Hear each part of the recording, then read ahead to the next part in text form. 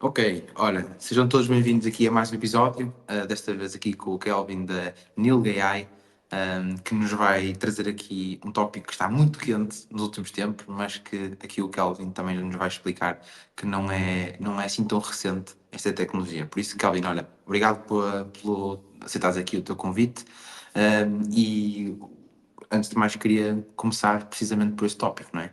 AI é hot topic do momento, tudo que tem AI, se tiver AI, está top, em todos os softwares aparece qualquer coisa powered by AI, Yeah. mas isso daquilo que vamos falando já não é de agora. Queres desconstruir um bocadinho isso, ou seja, de onde é que vem a essência do AI e o que é que também isso pode trazer? Yeah. Sim, imagina, o AI é para aí dos anos 53, acho que foi a primeira vez que se falou em AI e já passou, ao contrário do que as pessoas acham, já passou por vários períodos de hype e por vários invernos. Portanto, Ok. períodos de muito investimento, períodos de pouco investimento.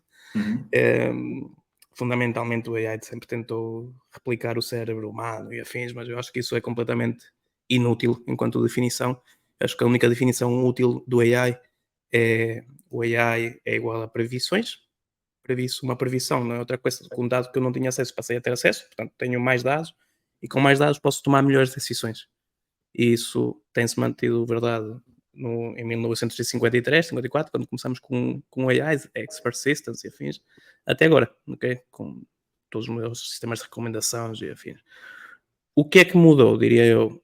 Que enquanto antigamente precisávamos de mesmo muitos dados para treinar estes algoritmos, agora temos bons algoritmos genéricos off the shelf. Portanto, se puxar GPT, tu não precisas assim de grandes dados para pôr aquilo a gerar os resultados que tu queres. E então a entrada, o custo de entrada baixou muito nos últimos 2, 3 anos e é por isso que se viralizou tanto. Diria que essa é a grande diferença.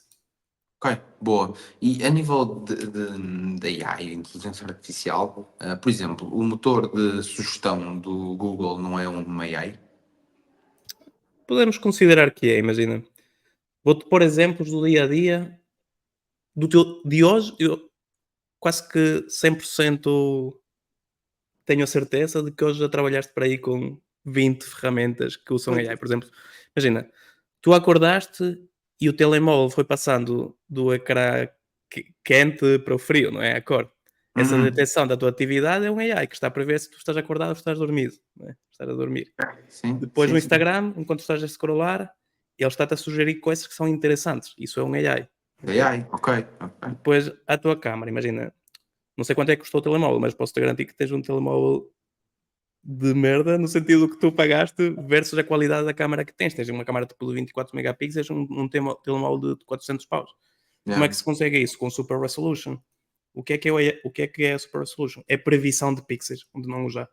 Portanto, tu tens uma câmara fraquinha a dar-te imagens brutais, só porque um AI está a prever cores e pixels onde Isso eu não não há. sabia. Isso eu não Já, sabia. depois vem até a autoridade tributária e está a fazer AI para Ah. te apanhar e te mandar aquela multa que recebeste hoje, se calhar. Depois, opa, foste muito depressa na autoestrada, um radar tirou-te uma foto e essa foto tem digitalização da matrícula. Isso é AI. Por Que exemplo, outras aí coisas? o que é que ele está a prever? A matrícula. Ou seja, com base nos pixels na cor, É ele isso, é prevê isso. qual é que é o número da matrícula. Sim, porque a previsão Ok. não precisa ser sobre o futuro. Imagina, eu posso prever coisas sobre o presente. Por exemplo, se tu estás a curtir ou não da minha resposta. Isso está a acontecer agora, mas é uma previsão. Porque é porque eu não tenho acesso à resposta real. Mas eu consigo prever, eu consigo inferir, com base nos dados, que neste caso seria a tua cara, e as respostas Uhum. que tu me estás a dar, se estás a gostar ou não do tipo de respostas que eu estou a dar. Portanto, a previsão até pode ser do passado. Imagina, eu posso tentar prever coisas do passado, como quem é que foi um criminoso. Faz os Ok. departamentos de criminologia, não é? Que se diz em português, Uhum. é prever coisas do passado, que é quem foi o culpado. Sim. Se E é conseguires uma pôr isso no previsão. algoritmo. É isso. E é uma previsão. É uma previsão sobre o passado. As previsões podem ser no presente, por exemplo, imagina, Google Translate é um AI que está a prever qual é a melhor tradução para este texto. Ok. Okay? O ChatGPT o que é que está a prever? Qual é o melhor texto que dá resposta ao pedido do utilizador? Ok. Ok. São todas previsões. Boa. É isso, eu acho que o AI é muito mais comum do que aquilo que nós Muito, muito. pensamos. Pelo menos imagina, agora com este bom, eu às vezes falo com tá, alguém fora daqui do mundo digital, e eu inclusive, não é? E achamos que a AI vai ser uma cena super revolucionária, completamente diferente, e está no nosso dia a dia, como tu disseste, nessas 20 Dia a das dia. pessoas. E uma questão que eu tenho que é uma questão que eu tenho às vezes dificuldade, que é como é que eu garanto qualidade na resposta de um AI? Validando. Imagina, vamos em duas linhas. AIs desenvolvidas para grandes empresas com dados e afins, Uhum. portanto, algoritmos próprios, tem de se testar, tem de se validar, temos de ter dados onde consigamos simular como é que ele se comporta num resultado, num dado cenário. Quando falamos agora da AI a nível de, por exemplo, do ChatGPT, que se calhar a tua pergunta vai mais por aí. É Eu tenho isso, um ChatGPT, exatamente. eu É. quero garantir que aquilo está a responder o que eu preciso.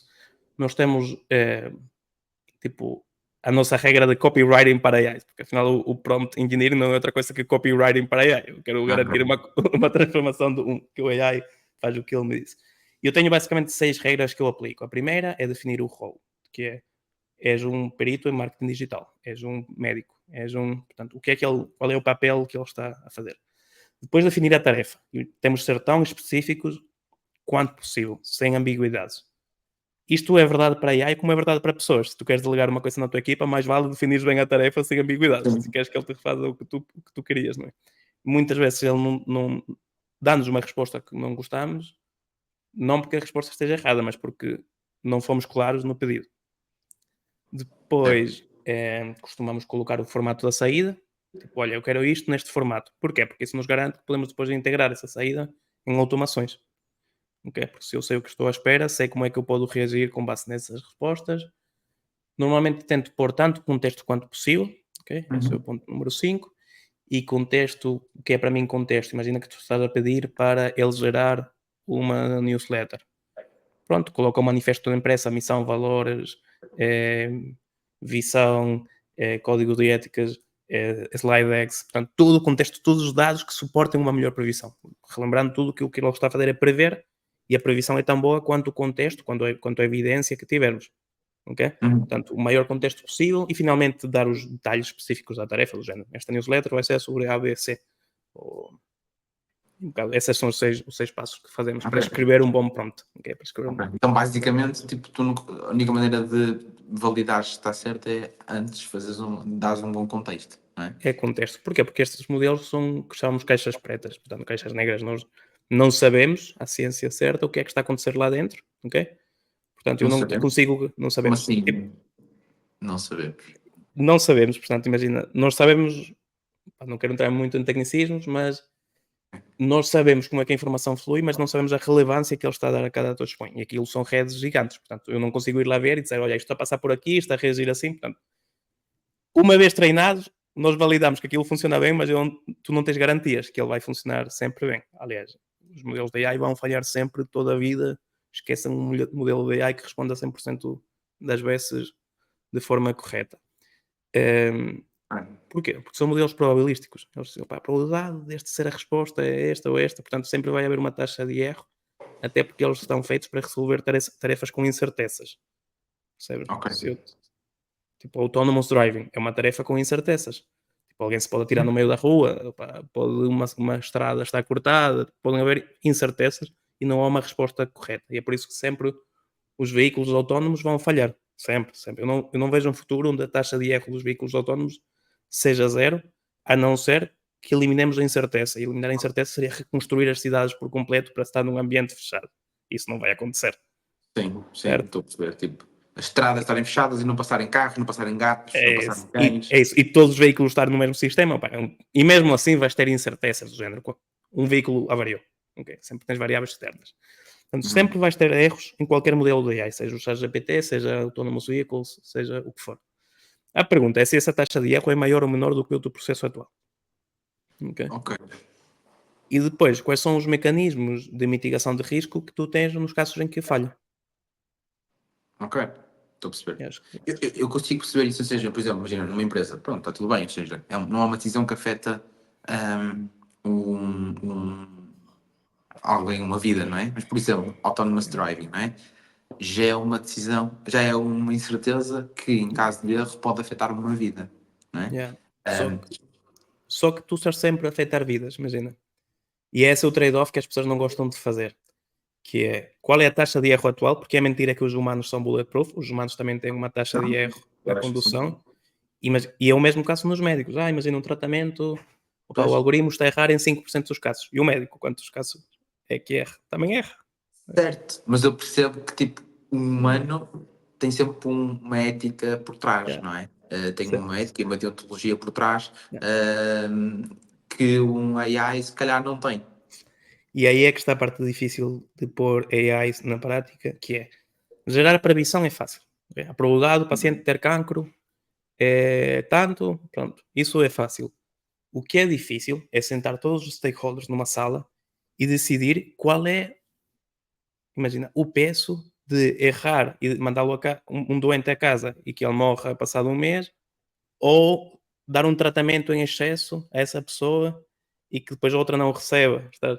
Então, o grande desafio no AI muitas vezes não é gerar a previsão, é a tomada de decisão. É como é Pois. que eu pego em todos os fatores, que podem ser probabilidade da doença, pode ser a probabilidade de se recuperar, pode ser um conjunto de cenários, e chega a um número e esse número vai dizer tens ou não tens acesso ao tratamento. Sim.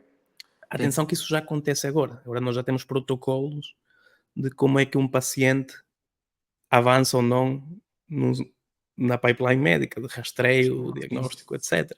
sim, sim. Mesmo para transplantes existe um protocolo, não É é? isso. Quem é que Esses sou a pessoa que protocolos. recebe transplante ou Yeah. não? Mas, ou seja, acho que uma pessoa confia sempre no sentido de, ok, é um médico, é um humano, Sim. que tem um sentido, tem Yeah. ética, tem um juramento, tem aquele juramento que, não sei qual é o juramento que os médicos Certo. assinam, então está sob esse juramento, e eu também entendo Yeah. que nesses casos possam fazer sentido, entendes? E Claramente. aí, tu falaste da tomada de decisão, a minha questão é, se a AI o objetivo é eles tomarem decisões por nós, ou ser apenas um modelo de apoio à gestão, ou um modelo de informação para apoiar depois a tomada de decisão de um humano gestor, médico, o que seja. Tens os vários paradigmas. Eu acho que há situações onde a aversão ao risco é tão grande que nunca na vida vais querer que o AI automatize a 100% da decisão. Há situações onde se a AI não automatizar a decisão, simplesmente não vai acrescentar valor. Ok? Portanto, vai haver um trade-off. Nós normalmente, o modelo que mais usamos para integrar AI nas organizações é o modelo de filtragem, onde o AI trata os casos simples, os casos Ok. óbvios, este gajo está claramente saudável, este gajo está claramente doente, deixamos os casos ambíguos a um humano Ok. para ele decidir. Mesmo nestes casos, imagina, eu acho que há uma coisa fixe no AI que é que ele é auditável. Okay? Eu consigo auditar os resultados de um AI e eu consigo voltar a ter o mesmo resultado se eu voltar a correr a mesma processo de decisão, que os humanos não são, imagina. Sim. As pessoas dizem, opa, o AI, aprovação de crédito, depois vai ter vieses com raças e se tem visto, é um livro, tenho por aqui algures, Weapons of Math Destruction, depois posso partilhar o link, que diz que o AI basicamente consegue propagar os erros, o viés que o próprio humano já tem, não é? Porque ele está a aprender dos humanos e fala muito mal destes algoritmos porque conseguem rapidamente explodir estes vieses naturais e se calhar vais ter aprovação ou não de um crédito por raça ou por idade ou por género.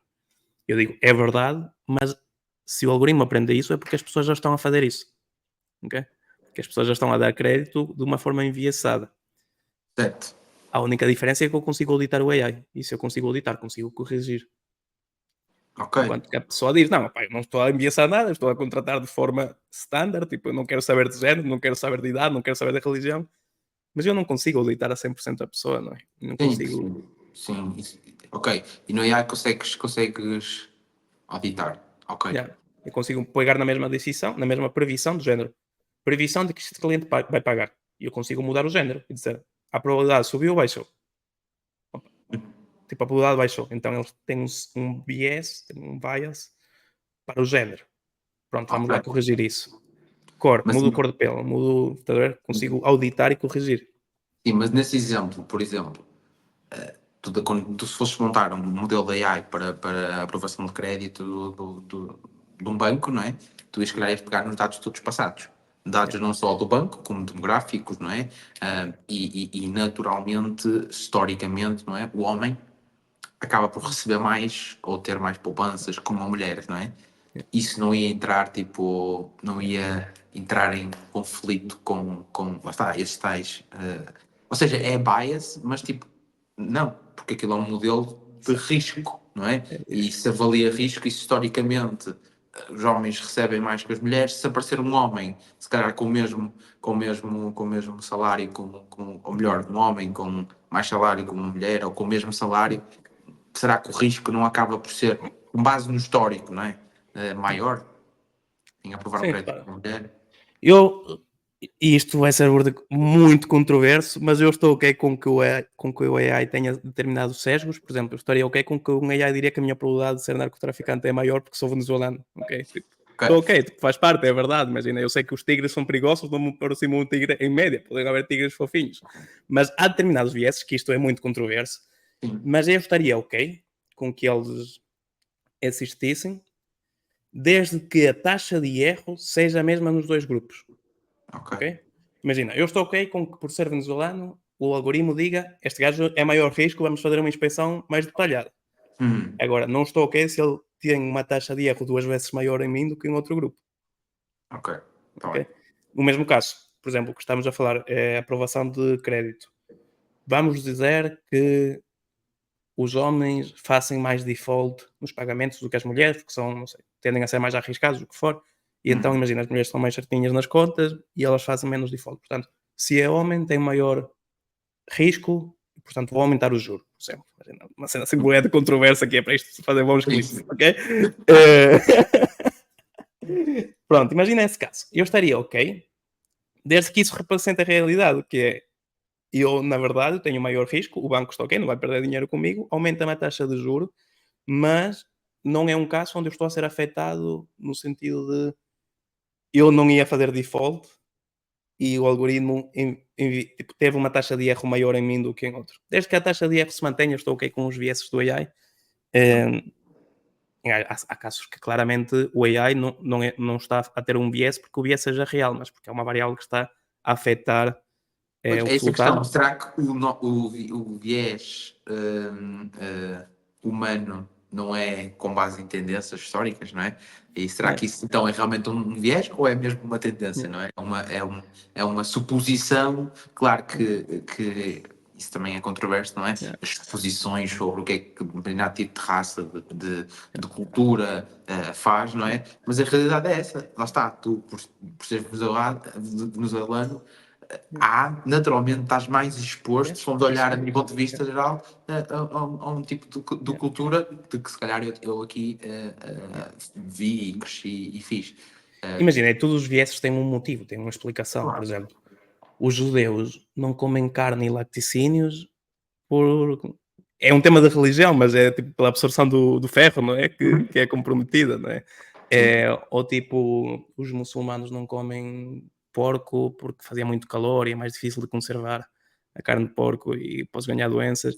É, e então eles têm esse viés de comer ou não comer uma coisa, e parece que é um viés, mas é um viés fundamentado e depois foi usada a religião para o suportar.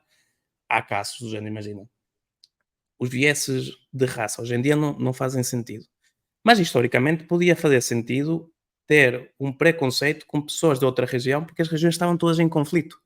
Então, Sim. historicamente, alguém de fora provavelmente vinha era invadir. O objetivo dele era invadir e roubar. Então, existia historicamente um motivo pelo qual esse viés era positivo para a população. Hoje em dia, claramente, já não é o caso. Já vivemos numa sociedade muito mais global e afins, e esse viés já não é relevante, não é? Mas claramente os vieses têm um motivo, não é porque gostamos de ser bias enquanto humanos, é porque de alguma forma resultou historicamente na população ou nas tendências. Boa. Eu acho que eu sinto que este tema, como muitos, não é, né? Acho que entre pessoas que têm um bom senso vão perceber isso, essa questão do Yeah, viés, ok, faz sentido, sim, ok, desde que a porcentagem de erro. Agora, se formos ver numa política macro, um país, não é? Um político, um governo tentar aprovar isto por toda a gente, a sociedade como um todo não tem bom senso, ou yeah, seja, é normal, ainda bem, porque yeah. estamos a falar de políticas de massas. Acho que vai custar a que isto seja massivo, seja funcionado massivo, o que eu acho que não ajuda é o tipo de marketing que as pessoas fazem. Ou seja, para nós, para mim, eu vou contratar um software, se eu perceber que tem AI, se calhar é uma coisa boa. Mas o facto, se calhar, para uma publicação, para um povo geral, se lhes dissessem, olha, provavelmente, tipo, este telemóvel que vocês usam é AI. Ah, Pânico. não, pânico, AI, as pessoas usam AI, não sabendo que usam AI, e é tranquilo, e andam a falar mal disso, isso eu nunca vou estar nessas plataformas, que isso são malucos, a malta do AI, que e no fundo usam o dia a dia do AI. E são Portanto, eu acho. diagnosticados por algoritmos de AI e tipo, Exatamente. Tudo o que eles fazem, como tu disseste, não é? No dia de hoje, AI. Eles vão recomeçar a receber multas da autoridade tributária através da AI. Os próprios. Portanto, eu acho que. Por exemplo, agora quando a malta bufa nos balões, isso é AI. AI, o aparelho, a detecção, não é uma previsão de álcool. olha, não te saberia dizer. É uma previsão. E eu diria que é AI, porque está a prever e estamos a tomar decisões com AI. Para mim, isso já é suficiente. Agora, eu não sei se isso é um fenómeno químico que está a Ok. reagir ao. Mas também estou ok se for químico em dizer que é AI, porque há computadores químicos, é computadores de Sim, muitos sim. formulas de cómputo. Se eu tivesse a entrar na minha definição, diria que é AI. Mesmo que não tenha sequer uma peça de software lá, o facto de Exatamente. estarmos a prever e com essas previsões tomarmos melhores decisões, para mim, já é AI. É isso. Eu acho que todo o hype que estão a dar ao AI, se calhar para a malta que vai usar isso no dia a dia, tipo, é top, é fixe, Yeah. mas para as massas, para uma política comum, não é assim muito positivo, porque a E, malta cul- assusta. e culturalmente, na Europa, somos muito. Vou dizer cagarolas, ok? Não sei se isso. Eu posso dizer palavrões aqui no teu podcast, Pode, Gonçalo? pode, Posso? pode, Está pode. bem. Boa. Em que sentido? Imagina, a Europa tem um mindset muito de regulamentação. A Europa, como é que é? Estados Unidos faz, China copia, a China Europa copia, regula. Europa regula, yeah. Yeah. E aqui na Europa é tipo, pai, governo, vem salva-nos dos riscos que ainda não sabemos se existem ou não, e essa é uma série. A Europa está a ficar para trás em todas as linhas por causa disso. Sim. Estamos a virar um consumidor de serviços que não fazemos, nenhum dos serviços que nós consumimos. Eu Fazemos. imagino a quantidade de comissões de ética que existem na União Europeia só a pensar e a refletir sobre AI. Yeah. Imagina, a Europa orgulha-se em ter sido o primeiro bloco em regulamentar o AI. Mas eu só me enorgulheceria disso se eu tivesse a principal potência da AI dentro da Europa. Caso contrário, acho que não há motivo para nos enorgulharmos de termos sido os primeiros a regulamentar o AI. Através de uma frase que eu acho que é top, que é: a Europa ganhou a indústria automóvel por fazer os melhores veículos, não por fazer os melhores sinais de stop. Uhum, E nós agora estamos focados em termos os melhores sinais de stop em tudo. uhum, Não sim. quer dizer que não seja bom. A regulamentação pode ser boa, mas o problema é quando o mindset está focado apenas na regulamentação e não Sim, na quando criação isso de valor. atrasa a inovação, Yeah. ou seja, atrasa investimento, atrasa inovação. Ou quando isso é o driver, estás a ver? Eu sinto que aqui na Sim. Europa o driver é a regulação. E não devia ser. O driver devia ser a inovação segura. Uhum. Sim, sim, sim. Devia ser isso. Bem, então, imagina, eu sei que tu trabalhas com malta internacional, eu Yeah. não sei se é grande parte, mas acho que sim, acho que a grande parte Sim, dos sim, teus sim. clientes são 90%. internacionais. O que é que tu sentes de um cliente da América e um cliente da Europa? Quais são os desafios nesses dois Yeah. polos? A América cria valor, a Europa contém riscos e baixa custos. Okay? Ok. Esse é o mindset. Um cliente na América é let's break this shit, sabe? Tipo, é tipo, É. vamos criar, vamos maximizar valor, vamos maximizar receita, são muito driven pelo valor. Hum. Clientes europeus são mais driven por otimização de custos, ehm, sim, eu diria otimização de custos. Basicamente é o mindset principal. Ehm, Sendo que depois a Europa, lá está, estamos a comparar um país com um continente super Sim, diverso. Os sim, sim. alemães são mais adversos ao risco, mas também são muito mais adversos no risco, no sentido que são mais tentam garantir que está tudo protegido, mas são muito rápidos a atuar. Eles são muito pragmáticos. Nos clientes na Ah, Alemanha é tipo, meu, eu preciso disto, vamos lá. Nos clientes em Portugal são muito mais tipo, quanto é que disseste?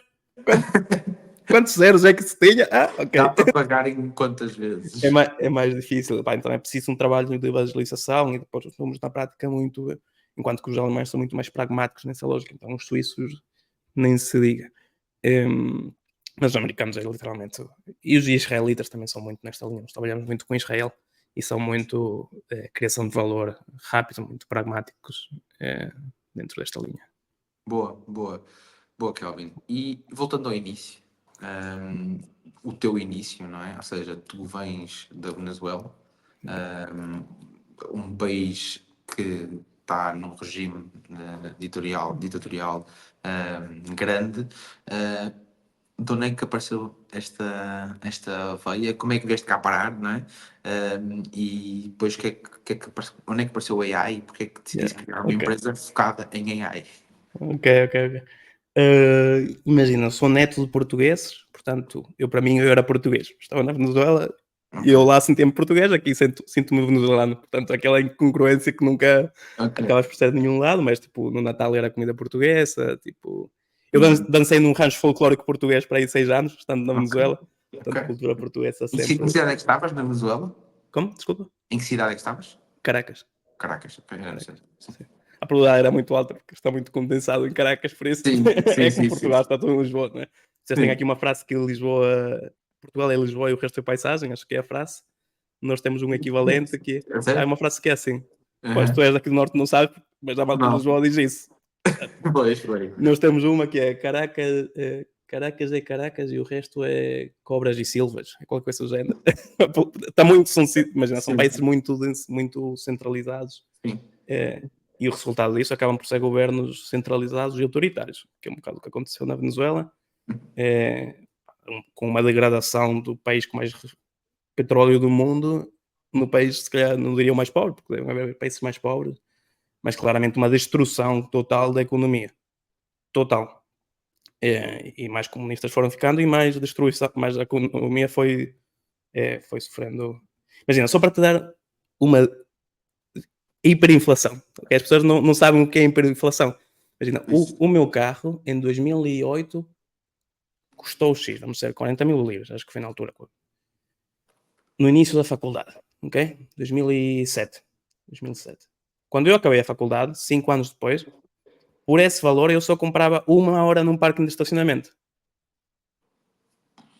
Portanto, um carro, 5 anos depois, era 1 hora no estacionamento. Esse é o nível de hiperinflação que houve na Venezuela. Eu tenho aqui nos últimos 40 anos, a inflação na Venezuela variou entre 6,3% e 130.000% nos últimos 40 anos. E a taxa média de inflação do último ano, ou seja, a taxa média de inflação ao ano são 3.608%. É ridículo. Imagina, lá acontecia... Imagina, o meu primeiro emprego lá na Venezuela, enquanto engenheiro, eu ganhava tipo 300 euros. Passado 2 ou 3 meses, ganhava 30. Tipo, era completamente absurdo. Então, o que é que faziam as pessoas? Assim que recebiam um salário, compravam produtos. Produtos tipo fraldas, coisas que nem precisavam, mas que lhes permitiam manter o valor. Conseguiam manter o valor do dinheiro nesses produtos e depois trocar os bens. Porquê é que isto aconteceu? Há muitos motivos. Eu diria que os principais foram: o governo começou a nacionalizar empresas, a expropriar empresas e bens, o que debilitou o investimento, ninguém queria investir. Depois proibiu transacionar com moeda estrangeira, portanto ninguém queria meter dinheiro no país se depois não podia levar às suas origens, não é? Numa moeda que estava a ser depreciada continuamente. E então a moeda passou a valer zero, ninguém queria ter bolívares. É o Libra, né? Bolívares. Bolívares, ok. Bolívares, sim, foi Bolívar, depois Bolívar Forte, depois o Bolívar Superman, não sei, temos para aí 50 versões. Mas uma destruição da economia completamente dispara. E então, portanto, imagina, fui lá, nasci lá, não é? Vim aqui aos 23 anos, família portuguesa, e é uma coisa muito curiosa que é: os portugueses na Venezuela, 99,9% deles são empreendedores. Ok? E aliás, na altura, antes dos Chaves, tinham tipo o monopólio da alimentação. A nossa colónia tinha o monopólio da alimentação, restaurantes, supermercados, etc. Eram todos portugueses. Tu vias que aquilo era mamma mia, mas por trás era um português. Aquilo, tipo, comida espanhola, português. O que fosse, comida china, português. O meu pai tinha restaurantes também, supermercados. E eu cheguei aqui e eu achei que todos os portugueses eram empreendedores. Não é? Tipo, surprise. tipo, não, tipo, temos uma sociedade super estatista e protecionista do Estado. E eu, Sim. what? Este não é Portugal. Tipo, para mim, Portugal era toda a gente era empreendedora. Mas pronto, é por isso que eu decidi criar a empresa, porque imagina, não vejo outra opção. Tipo, 3 gerações atrás de mim foram todos empreendedores. Não me identificava com outro caminho. Então tirei aqui o doutoramento, até foi um bocado de buffer para mim mental enquanto estava a fazer o processo migratório, não é? Tipo, tens assim uns anos para aprender um bocado da cultura local e perceber como é que se mexem as coisas e de ter a equivalência do título sem ter de voltar a fazer o curso. Ok? Qual é que foi o maior choque cultural que tu tiveste? Sendo que já Este, tinhas muito tempo. É o quê? este tema do empreendedorismo. Foi o maior E choque para mim cultural? foi o maior choque. Ok. Foi o maior choque. Eu achei que, tipo, que o empreendedorismo fazia parte da cultura portuguesa. Porque vias os portugueses lá serem Sim, mas empreendedores. todos eles, quase 100% dos portugueses lá, eu diria que eram empreendedores de microempreendimentos ou coisas gigantes, mas todos eles eram empreendedores. Então eu, vou ao país do empreendedorismo, para mim não era América, para mim era Portugal. E esse foi um choque, tipo, oi, afinal Portugal não gosta das empresas. Tipo, e para mim isso foi um choque cultural gigante. Fora disso, opa, se calhar o fato que aqui as pessoas estão mais fechadas do que na América Latina, eu sei que vocês dizem que são mais abertos do que o resto da Europa. E somos, como a Isso, Alemanha, yeah, somos, mas pois, a pois não. única experiência que eu tenho é o Brasil, não é? E o Brasil já é too much no sentido de já é tipo, são muito mais extrovertidos que nós. Portanto, eu imagino Sim, também. Venezuela e Brasil é a mesma coisa com língua diferente. Sim, sim, sim. Eh, Portanto, há algum choque com isso, mas eu já estava a contar com que os portugueses iam ser mais fechados do que os venezuelanos. Mas eu diria que esse tema do empreendedorismo chocou-me imenso, porque foi um bias que eu tinha, não era? Um bias que eu. Porquê? Porque os dados que eu tinha observado é que os portugueses eram 100% deles Os dados empreendedores. estavam errados, então era impossível tu tomares uma decisão É isso. E é por certa. isso que os algoritmos da AI têm de corrigir à medida que passa o tempo com os dados novos, que é porque os dados É. podem mudar. Boa, boa, boa. Muda. Ok, então pronto, chegaste cá e é preciso empresa, mas imagino que as gerações para trás foram todos empreendedores na área ou alimentar ou produtos, não é? Físico. Não é? Mas tu Sim, decidiste imagina. criar uma empresa de serviços da AI, que Yeah, é, yeah. que é uma cena intangível, pelo menos, eu imagino. Os meus dois avós também foram empreendedores e também tinham fábricas, supermercados, um tinha uma empresa de transformação química, não é? Yeah. Eu acho que se lhes fosse explicar que eu faço dinheiro online e não vendo nada, ou seja, vendo o meu tempo, vendo o meu conhecimento, ia ser uma confusão. Yeah, sim. Sim, isso criou atrito. Até imagina, o meu ponto mais de choque, se calhar foi esse tema do empreendedorismo em Portugal. O ponto mais de choque do meu pai deve ter sido que no final do curso eu disse que não ia para o supermercado, né? Que eu ia trabalhar tipo. E ele, como assim que estudaste informática e não vais para o supermercado? Eu, como assim que não? Tipo, foi este o caminho. Honestamente, se calhar devia ter ido um bocado, ia ganhar muito mais calo do empreendedorismo mais cedo, com alguém que já tinha feito o percurso, devia ter aproveitado mais essa oportunidade na altura. Mas pronto, pá, gostei de programar, desde criança aprendi a programar e gostei. E então Ok. depois fiz o curso de Engenharia de Computadores, depois logo no segundo ano entrei num laboratório de investigação de inteligência artificial e pronto, foi por aí. E imagina, o meu percurso de empreendedor é muito este livro que está aqui, que é o The E-Myth, que Uhum. é, eu acho que é a metáfora correta, que é muitos de nós empreendedores, acontece que somos bons técnicos num tema, por exemplo, eu considero que sou muito bom em AI, e então temos aquele, vou fazer uma empresa de AI. Yeah. Simplesmente eu sou o meu próprio patrão, mas só estou a prestar serviços, Sim, ok? E sim. por muito tempo só estava a prestar serviços, da mesma que estaria com um emprego, não tinha uma proposta de valor assim muito diferenciada, até que começamos a descobrir a nossa própria framework, a nossa própria forma de fazer AI.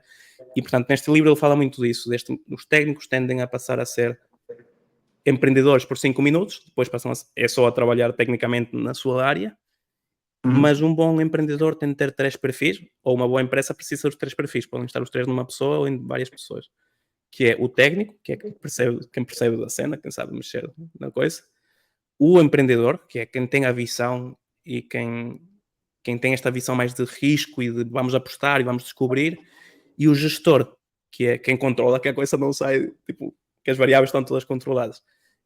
E normalmente nós, especialmente engenheiros, informáticos afins, quando criamos uma empresa, somos só técnicos. Temos uma entrega só técnica.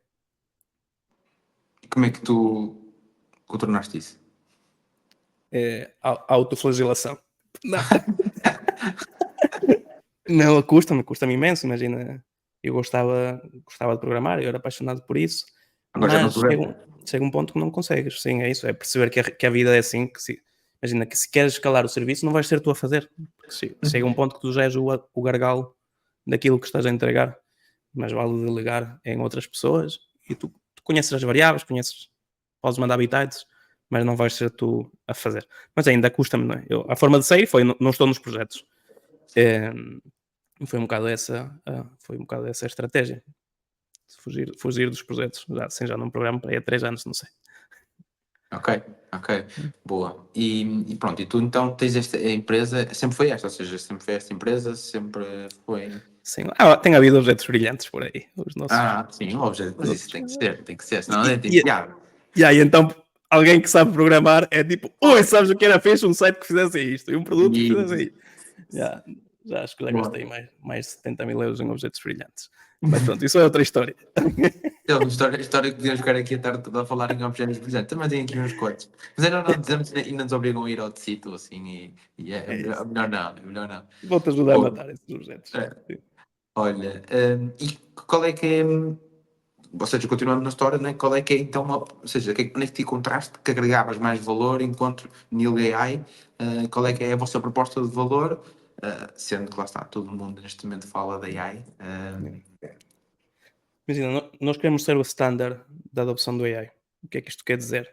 Toda a gente agora quer AI, mas não sabem por onde pegar, não sabem o que é que deviam fazer, portanto, Sim. nós ajudamos-te a fazer a jornada desde o início, que Hum, é toda a componente principalmente de estratégia, como é que eu identifico as oportunidades de negócio, como é que eu sei se uma coisa é um objeto brilhante a nível de AI ou se é uma coisa que realmente faz sentido para o negócio, ajudo-te a validar e ajudo-te a testar. O posicionamento da maior parte das empresas é completamente técnico, é simplesmente a solução, tu me dizes os requerimentos e eu desenvolvo-te a solução. Ou então tens aqueles que é só bluff e falam de AI, mas não sabem depois chegar ao ponto. E nós o que tentamos fazer é, toda a nossa metodologia é sobre validação, descoberta e validação de oportunidades com AI. Okay? Foca-se muito nisso. ok, e como é que, ou seja, a nível de framework, isto, pá, eu sou zero programador, zero engenheiro, zero, zero, zero, zero, zero. Para mim, imagina, vou-te dizer uma dúvida que eu tenho, que eventualmente quem tiver a ver pode ter exatamente a mesma dúvida. Quando tu me falas de código, não é? Eu no 12º escolhi a opcional de API, Aplicações Informáticas, e então eu aprendi a programar em Visual Basic, Okay. que é uma linguagem de programação, certo? Sim, Pronto. foi a primeira E que eu aquilo, aprendi. e aquilo é tipo um código, não é? E tem uma questão de lógica, não é? Sim, não, sim, não. Como é que aí se encaixa, a nível de código, tipo, a aprendizagem do AI? Ou seja, tu disseste-me que os algoritmos têm que aprender, não é? Sim. Que tu metes um código, depois metes aquilo a correr novamente, tipo dummy bot, tipo, sempre a correr e a aprender. Ou seja, como é que funciona a nível técnico? E pode entrar em parte técnica. Ok. Eu gosto de saber essas coisas. Ok. Força, força. Ok. Vamos se calhar falar. Vou entrar técnico, mas não nos modelos mais avançados. No modelo mais simples, ok? Ok. Que é tipo uma árvore de decisão. Que é, imagina, eu quero saber se levo guarda-chuvas ou não, ok? E para Uhum. eu saber se levo guarda-chuvas ou não, eu preciso saber se vai chover, a probabilidade de chover, ok? E então a probabilidade de chover é tipo, se há nuvens, então a probabilidade aumenta tanto, se choveu ontem, então a probabilidade aumenta tanto, se não choveu, então a probabilidade baixa tanto. A aprendizagem o que está a fazer é estes tantos, ok? É estes parâmetros, Ok. ok? É ajustar estes parâmetros e decidir quais são as variáveis pelas quais eu vou decidir em cada aspecto. Por exemplo, a aprovação de crédito, o que é que o AI está a aprender? É qual é o impacto que tem cada característica, salário, taxa de poupança, número de filhos, localidade onde vive, etc, etc, etc. Qual é o impacto relativo que cada uma destas variáveis tem na probabilidade final, na decisão final. E a aprendizagem é só, olha, eu acho que é 40, ok? Ah, não, é 5, ok. Temos de baixar os parâmetros, de alguma forma, ajustar os parâmetros para que não dê 40, para que dê 5. Mas E isso é fazemos isso. automático ou é um programador que ajusta os É parâmetros? automático. É automático. E a área de Ok. aprendizagem automática, machine learning, aprendizagem de máquina, foca-se nisto, que é, eu tenho um modelo, esse modelo está a abstrair o mundo, ok? Está a dar previsões sobre como é que o mundo funciona, e depois eu pego em dados históricos e eu digo, este preveste mal, este preveste bem, este preveste mal, este preveste bem, ok? Não eu pessoalmente 1 a 1, programo isto para passar muito rapidamente pelos dados e avaliar estes resultados, e depois ele vai ajustando os parâmetros internos para dar uma resposta tão parecida com a realidade, quanto tão semelhante com a realidade Qual quanto é que é a possível. linguagem, ou seja, qual é que é o tipo de código que faz isso? Tanto faz, imagina, a linguagem depois, a maior parte da gente programa em Python, mas não é por aí. Imagina, depois nós falamos é mais o tipo de modelos, ok? Redes neuronais, que basicamente é como se tivesses neurónios todos juntinhos, tipo num cerebrinho, ok? E o Ok. que faz a aprendizagem é ajustar os peços das sinapses, ok? Isto depois é muito bio-inspirado. Não, mas faz Ok? sentido, faz sentido, pelo menos É isso. macro, a nível macro faz sentido. Só que depois lá está, não é variável a variável, é tipo com uma carrada de dados gigante e absurda, que isso depois até às vezes cria um bocado de atrito, que é, olha, estou habituado a tomar estas decisões com estas duas variáveis. Ok, mas temos acesso a estas 100 parâmetros. Vamos lá pegar nisto, a ver como é que o AI reage nestas outras variáveis ao lado. Isso pode ser bom ou pode ser mau, mas o AI consegue tomar decisões muito mais horizontais. Nós normalmente decidimos, tipo, imaginem, a nível de governo, decidimos direita ou esquerda, mas as pessoas têm pouca autonomia para pensar, pá, é direita e esquerda, mas dentro daqui é mais libertário, dentro daqui é mais autoritário, dentro daqui é mais nesta linha. O AI tem essa capacidade, que é de análise multifactorial em escala, okay? Trilhões e trilhões de combinações de dados. Mas afinal o que está a fazer é ajustar parâmetros, mais nada do que isso. Ok, com base no outcome passado, ou seja, É tipo, o isso. que aconteceu no passado quando aconteceu isto, e depois também com base naquilo que vai acontecendo no presente. É exatamente isso. Yeah. Ok, ok, consigo perceber. Yeah. Sabes que para mim é complicado de ver como é que isso na prática funciona, ou seja, porque eu achei que isso era tipo, sei lá, um software específico, não é? Tipo, mas não, já percebi que pode ser em Python, pode ser em qualquer coisa. É programado, é escrito, o código foi o humano que desenvolveu. Sim, sim, sim, sim. O código é humano que desenvolve, depois tu desenvolves, imagina, a arquitetura do modelo, desenvolves a pipeline de treino, que é esta pipeline de correção, e o que ele está a aprender são os peços, os contributos das variáveis. Ok. E Olha, tu, quando, salário maior a quando taxa. entras no novo projeto, tu no fundo duplicas esse modelo e ajustas só os inputs e os outputs. É E, isso. e depois Yeah. como é que eles trabalham. Então, basicamente, o vosso trabalho é muito mais, posso estar a dizer uma estupidez, é muito mais ter a informação e garantir que a informação está correta do que propriamente tipo, desenvolver uma cena super, super, super complexa. É isso. Aliás, a indústria do AI passou por uma fase mais model, que chamamos model-centric, que era o foco estava no modelo, Ok. para uma abordagem mais data-centric, que é o foco está em que os dados sejam confiáveis e que os dados tenham boa qualidade, que os dados estejam disponíveis. Porque afinal o que importa é tu teres bons dados para tomar boas decisões. E eu também digo que isso está errado e que nós devíamos ter uma abordagem business-centric ou process-centric, que é onde é que eu estou a aplicar isto. Porque Uhum. imagina, o problema de treinar algoritmos já está resolvido.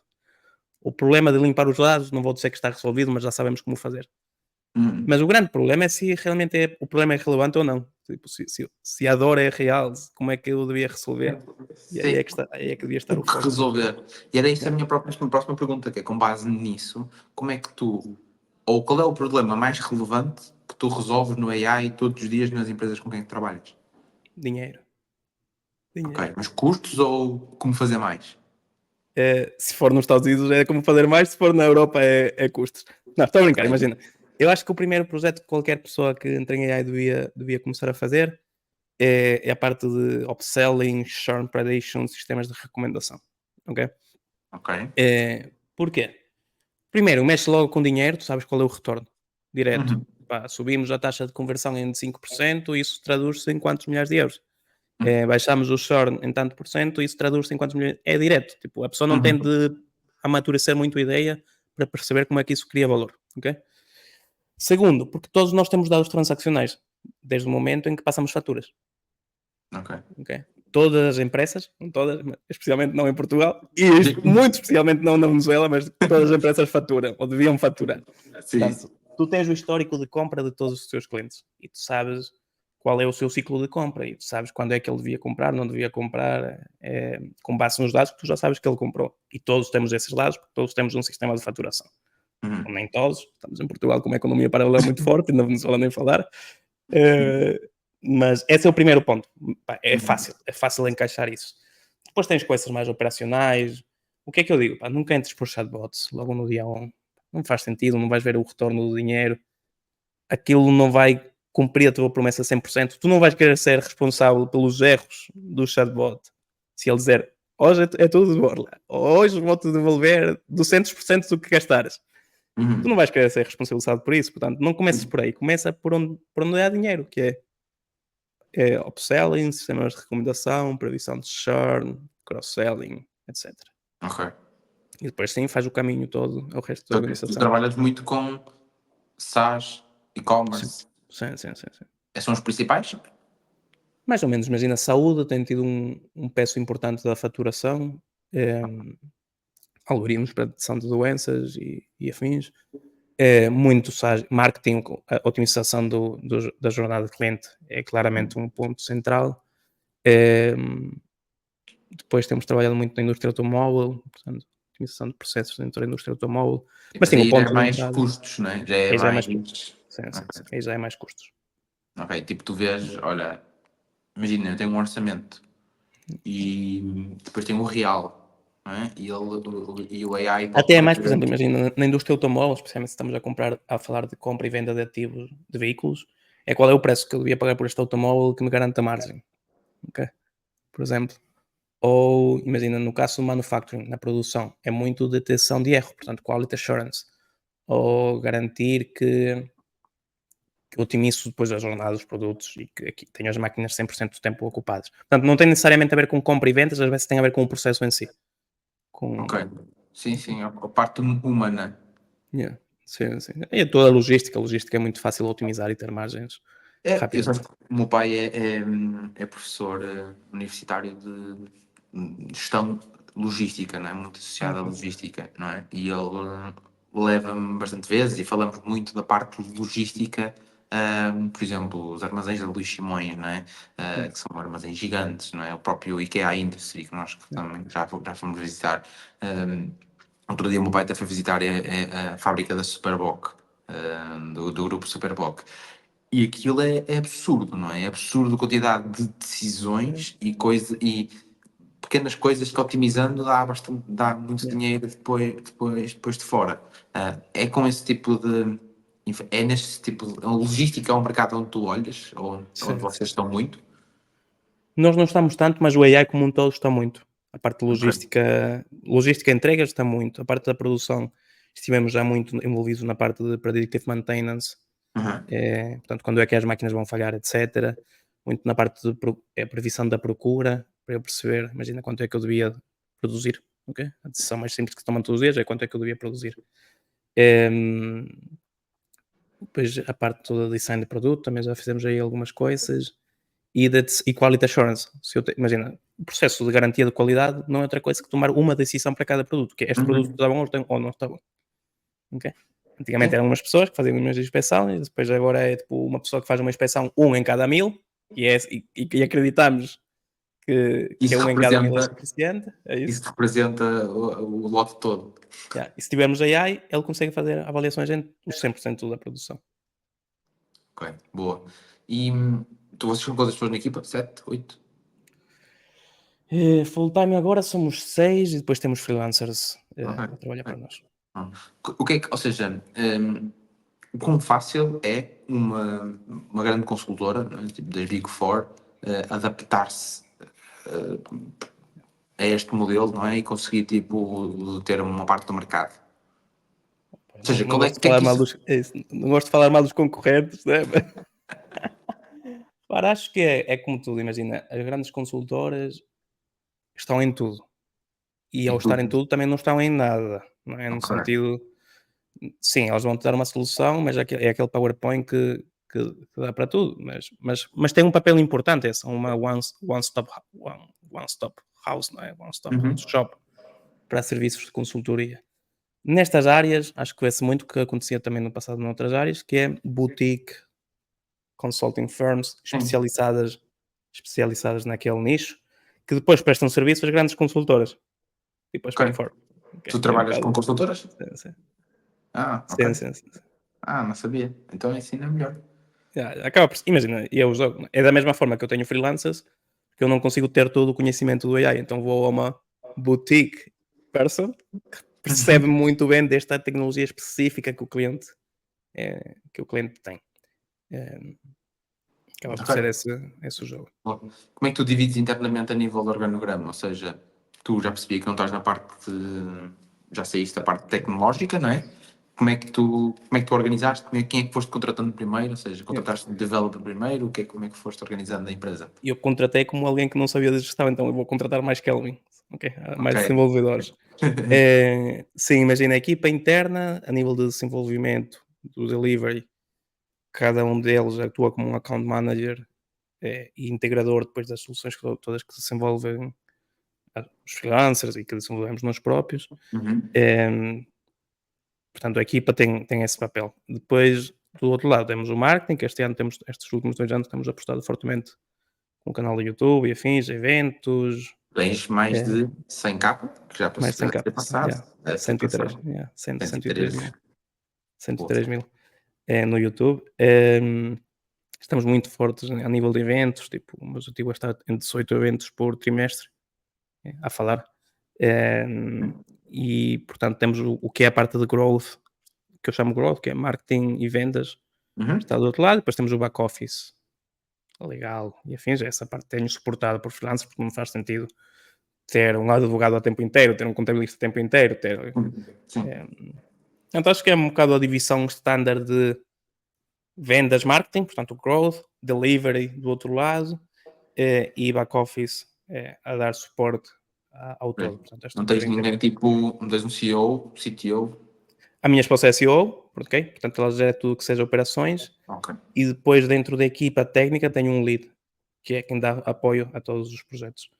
Mas ainda é curto neste sentido, porque nos apoiamos em freelancers e então eu consigo fazer ramp up e ramp down, esse tipo de scale up e down É. da A estrutura. estrutura é muito elástica, não é? Yeah, é isso. Boa.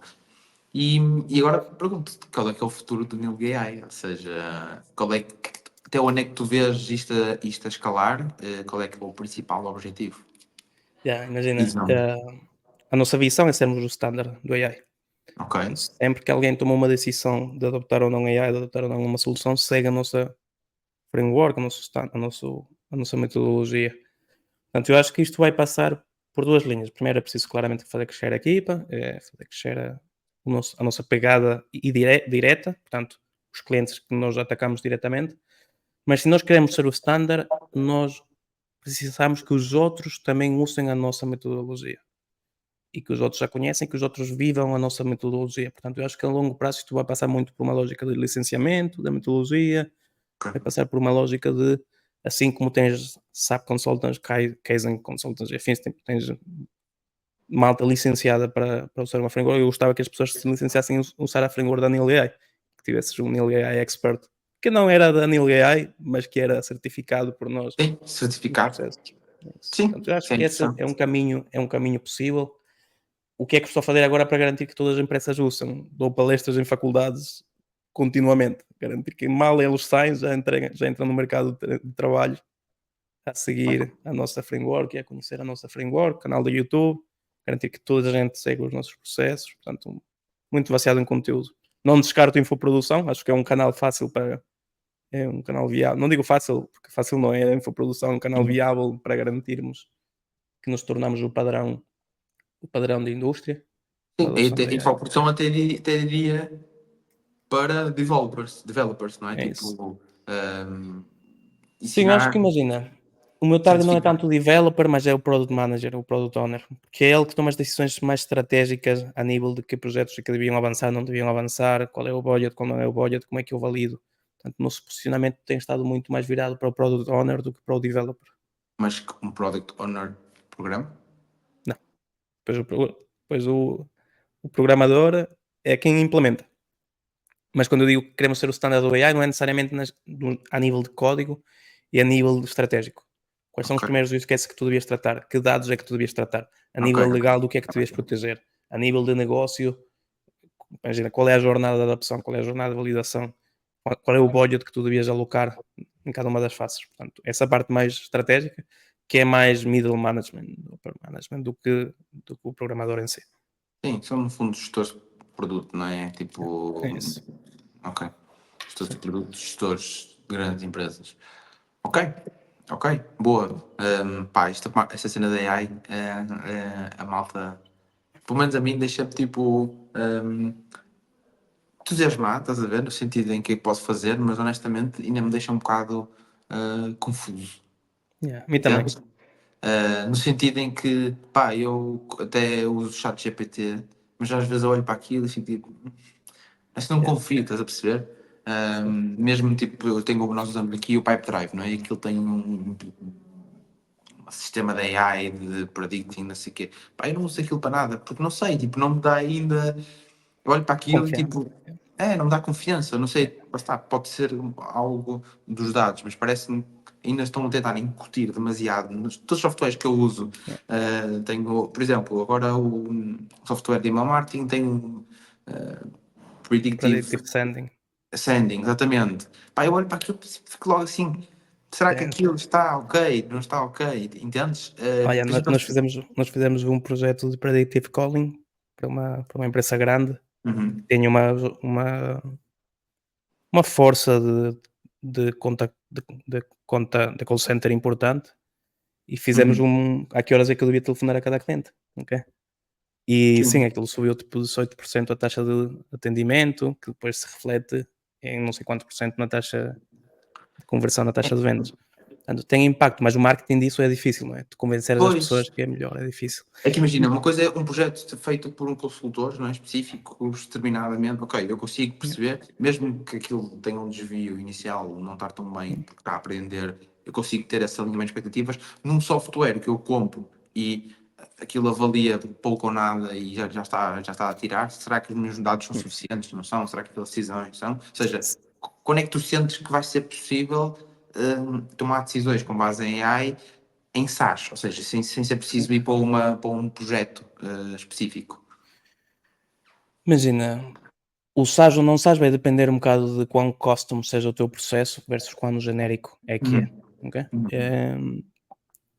Relativamente, vamos pegar no caso específico no predictive sending, que se calhar é um caso que tu percebes e consegues. Sim. Deixa se calhar só dar aqui um contexto, porque eu tenho malta que vê isto que depois não sabe exatamente do que é que nós estamos a falar. Predictive Sending, basicamente aquilo lá, quando estamos a disparar os e-mails em massa, para uma lista de muitos e-mails, aquilo diz, tu em vez de enviar, eu digo, olha, envia às 9 da manhã, aquilo envia consoante a taxa de abertura possivelmente pode ser maior em cada pessoa, então vai enviando ao longo do dia. Pronto, só este É disclaimer. isso. Imagina, tu não confias nisso por um motivo que é o teu processo não está pensado de raiz para ter variabilidade e personalização. Portanto, o e-mail que tu criaste é um e-mail que diz estamos ao vivo daqui a uma hora. Exatamente, por Tu queres exemplo. que ele seja enviado a esta hora. Exatamente. Não queres que ele seja enviado a qualquer hora. Portanto, as Uhum. pessoas só podem adotar a AI se elas estiverem ok com o que eu chamo erro, que na verdade não é erro, que às vezes é ajustes e personalização no resultado que obtenho. E por isso é preciso repensar a estratégia que eu tenho. Por exemplo, um e-mail, mas num e-mail de estamos ao vivo daqui a uma hora, tu não vais querer fazer predictive sending. Não. Mas se calhar, imagina, a pessoa já comprou, o momento para fazer o upselling pode ter predictive sending, Ok? certo? Que é, imagina, segundo como é que ele está a reagir com a sequência de e-mails a seguir a isso, aquele e-mail onde eu faço o upselling, se calhar já pode, já tanto faz se é na semana ou 1 e-mail, ou se é de manhã ou é à noite, porque aí eu consigo tolerar divergências com o que eu tinha na Uhum. cabeça. Portanto, temos é de aprender a pensar, eu digo com erro, aprender a pensar com variabilidade versus o padrão. Só que não estamos muito habituados a pensar em padronizar processos e é Ah, exatamente esta hora. Portanto, requer um trabalho muito de evangelização. sim, é isso. É, Acontece nas vendas, tipo, aquilo lá, eu não lembro exatamente o que acontece, mas é tipo, nós temos um processo de follow-up, percebes? Todos os dias, à mesma hora, vai fazer follow-up, etc. Se aquilo me diz, não faças agora, faz mais tarde, ou a porcentagem de pessoas que compram é mais aqui, é no oitavo follow-up e assim, ou seja, a porcentagem daquela pessoa fechar, tens que fazer mais 5 follow-ups para aquela pessoa do que para a outra pessoa, né? tu ficas logo tipo, já mexes com o processo, não é? Alguém que tem que fazer isso 200 vezes por dia, 200 follow-ups por dia manual, não é? E ter que estar a seguir essa variabilidade, não é? Acaba por tirar um bocadinho. Estás a pensar o processo com. eh, Estás a pensar o processo desde a unidade do follow-up. Mas Uhum. se a pessoa literalmente, imagina, se o vendedor está todo o dia a dizer qual é a melhor pessoa para eu contactar agora, qual é a melhor pessoa para eu contactar agora, para mim, ele vai contactar as mesmas 200. Só não eram as 200 que ele tinha na lista, eram 200 que, a nível de previsão, eram aqueles que iam converter ou que precisavam de ser contactados naquele momento. Sim, Portanto, a variável tamanho do trabalho se mantém, ele vai conseguir fazer o mesmo número de chamadas. A ordenação dessas chamadas é que vai mudar. ok, ok. Está bem, ok, já estou a perceber. Ou seja, basicamente eu estou. Porque é que eu estou confuso? Porque eu estou a ir com uma estratégia e ele está-me a tentar meter AI numa estratégia que não está adaptada, pensada para É AI, isso. não é? E o Eu tenho que processo tem mudar de ao ser nível da, repensado. aliás, eu tenho que mudar ao nível da estratégia para usar a ferramenta da maneira É certa. isso. O Ok. processo tem de ser muitas vezes redefinido para poder realmente aproveitar o poder da previsão. Se não, imagina, tanto faz eu te dizer qual é a melhor hora de tu contactares ao cliente, se não és tu quem contacta, se é o cliente quem contacta, não é? Por exemplo, se o processo é inbound, não faz sentido eu fazer predictive sending. Tem de ser repensar o processo. E é nesta fase que nós queremos nos focar, que é como é que eu repenso processos de Essa é que é a empresas. metodologia Neil É AI, isso. não é? Que estás a Yeah, falar, ok? Não é é tipo isso. código É especificamente. isso. É isso. O código Ok, depois implementamos, mas o core é como é que eu redesenho processos de empresa para serem mais eficientes com AI. ok. Bom, então no fundo lá está sempre o humano presente, ou seja, são humanos que têm Hum, que cuidar deles. sim. Será que vai haver algum AI que vai pensar um modelo de estruturação de informação? Ou isso vai sempre passar por humanos?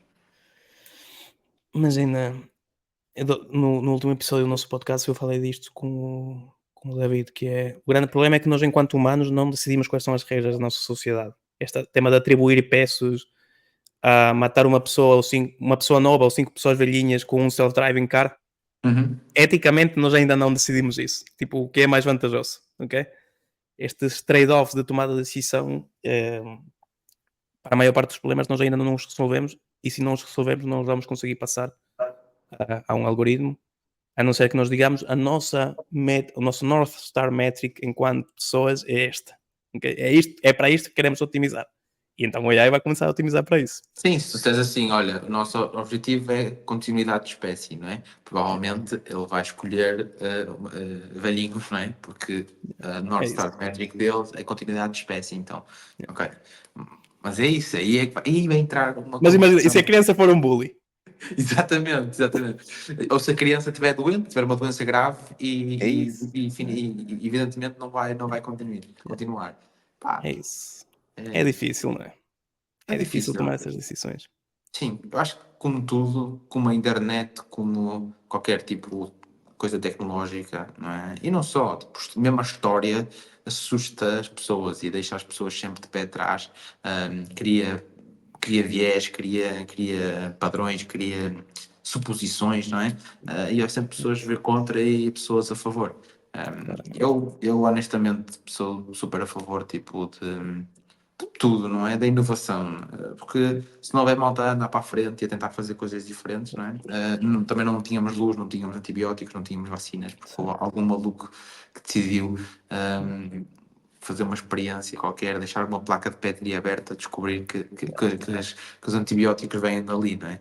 Yeah. Portanto, é muito por aí, Yeah. Kelvin. Isso. Ah, E é um tema, só aqui, se calhar, para. Acho que já estamos quase a fechar, sim, sim. ehm, que é o seguinte: imagina, nós somos muito. Nós percebemos os números se nos explicar os números, mas enquanto espécie nós não sabemos trabalhar com números, ok? Há um caso, uma história que é, imagina, o médico diz: pá, este tratamento é seguro, tipo, funciona em 99% dos casos, e a pessoa Uhum, diz: sim, mas eu só tenho uma vida, certo? Nós não somos a média das decisões, nós somos o resultado individual, e é por uhum. isso que temos medo, porque nós pensamos, ok, em média vai salvar a 99% das pessoas, e se eu for essa 1%? É E não 100%. estamos habituados a pensar probabilisticamente, a pensar em números, e é por isso que temos tanta resistência. Há coisas que funcionam em média, mas que podem falhar, mas na verdade tudo funciona em média e nada funciona no 100% dos casos. Sim, tudo tem a sua incerteza, não é? É Mesmo isso. Mesmo, por exemplo, aparelhos, uma régua, né, tem uma incerteza Yeah, associada, não é? tudo Tipo, tem uma regra. coisa que é física, tipo, tem uma incerteza associada. Yeah. É isso. Acho que foi bom. Acho que vai elucidar aqui muita gente realmente do verdadeiro papel do AI, não é? Porque eu falo com malta, principalmente malta mais velha, não é? Eles ficam loucos com AI, que isto quando chegar vai mudar o mundo assim. Quando chegar. Vai demorar, vai demorar. Já, é assim, já chegou, mas a mudança eu acho que vai demorar. Eu acho que vamos ter tipo 5 anos. Vai ser tipo um livro que se chama Power and Prediction, daqui, Uhum. compara, eh, compara a revolução do AI com a revolução elétrica, e a verdade é que nos primeiros anos da eletricidade a adopção não era tão grande, porque precisou de repensarmos os processos. É E os isso. processos, já fizemos um investimento nesse processo, muitas vezes andar para trás nos custa. Sim, Eh, sim, sim, sim, sim, sim. Isso era a mesma coisa, há um anúncio, não é? Que é tipo um carro de bois, não é?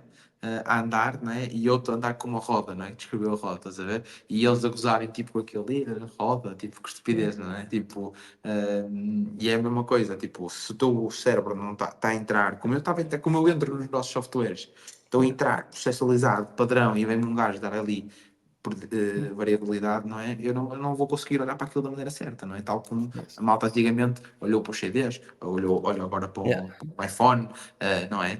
Há vídeos do Steve Ballmer tipo a dizer: o iPhone é super inútil, nem sequer tem teclas. Como é que tu mandas um e-mail? Estás a ver? E é isso, tipo, a malta tem que reprogramar-se como tudo, como os pagamentos. O MBWay, parece que não, isso é uma coisa que eu vi no outro dia. O MBWay, se não me engano, foi criado em 2013 ou 2014, ou uma cena assim, ou seja, está quase há 10 anos e só para aí há 2 ou 3 anos é que começou a ser super mainstream. Yeah. E o Portanto, Super Mainstream da nossa geração. Não sei se a minha mãe sim, mete imensa confusão eu pagar com o telemóvel. sim, sim, sim. Aproximar o Meus telemóvel. pais agora também já por inerência, Yeah. mas durante muito tempo eram completamente contra, tipo, no Yeah. telemóvel, tudo, como é que é isso? Yeah. Mas está bem, olha, Kelvin, obrigado aqui pelo teu tempo e pelo teu conhecimento, parabéns aí por todas as conquistas que tens tido, não só através da produção de conteúdo, mas também na tua empresa. E é isso, olha, muito obrigado mais uma vez e Obrigado. vamos falando, Mas, pronto, tá? obrigado. Tchau, tchau. Um abraço.